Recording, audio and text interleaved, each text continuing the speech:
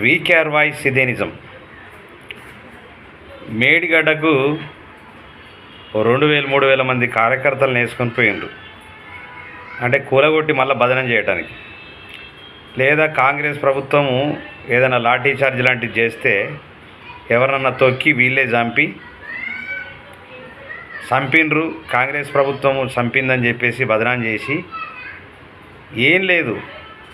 వీళ్ళు ఏం చేస్తున్నారంటే ఆగమాగం అయిపోయి అంటే మేడిగడ్డను మళ్ళీ కూల్చడానికే పోయారు వీళ్ళు.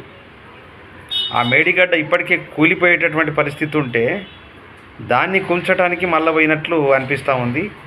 మధ్యలోనే వెనుదిరిగినరు. వాళ్ళకు దరిద్రం చుట్టుకొని ఆల్రెడీ బస్సు కూడా పంచర్ అయ్యి మొత్తము చాలా లేటు పోవడం జరిగింది. పోయినా కూడా ఒక్క నిమిషం కూడా లేకుండా దాన్ని ఏది కూడా ప్రక్షాళన చేయకుండా వెనుదిరిగినరు.